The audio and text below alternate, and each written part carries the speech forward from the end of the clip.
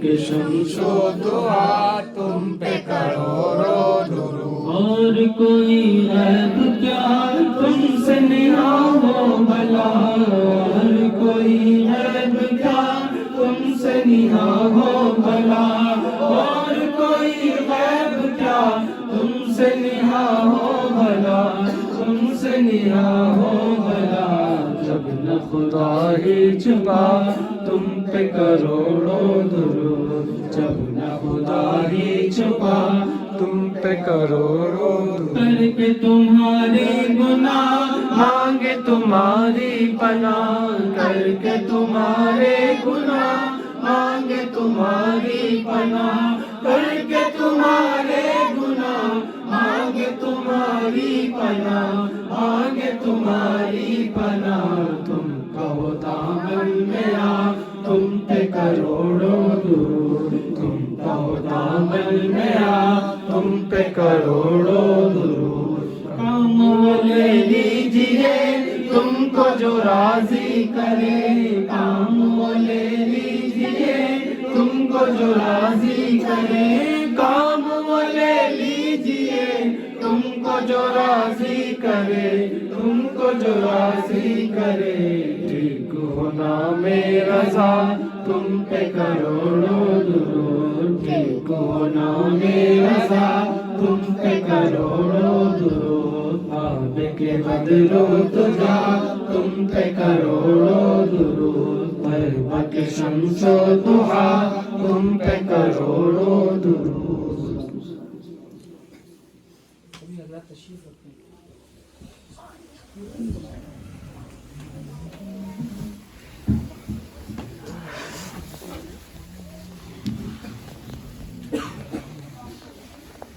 اور جو حضرات پچھلی محفل میں نہیں آتے تو ان کے لیے بڑی خوشخبری کی بات ہے کہ ہم لوگوں نے ابھی چند مہینے بھی نہیں ہوئے کہ ہم نے ورد قادریہ کا ذکر کیا سرکار غوث پاک کی بارگاہ میں ہم لوگوں نے ورد قادریہ پڑھنا شروع کیا تو غوث پاک نے اپنے دربار کا تحفہ ہمارے لیے بھیج دیا سبحان اللہ تو یہ سمجھیں کہ سیدھی سرکار غوث پاک کی نظر کرم آپ سب لوگوں پر ہے دنیا چاہے کچھ بھی کرے ہمارے حضرت شہزادہ سرکار حضور شعیب الاولیاء شہزادہ علی سید ڈاکٹر غلام عبد القادر ثالث علی مقدس اللہ العالی والمولانی جو پیر صاحب ہمارے یہاں تشریف لاتے ہیں اس دن اچانک تبرکات کی بات چل رہی تھی تو آپ نے فرمایا کہ بے شمار تبرکات ہیں سرکار غوث پاک کی تسبیح کے دانے میرے پاس ہیں سرکار غوث پاک کے جبے کا کپڑا میرے پاس ہے آپ فرمانے لگے کہ ایک ٹوپی میں نے بنوائی وہ 5 کلو کی ہو گئی تبرکات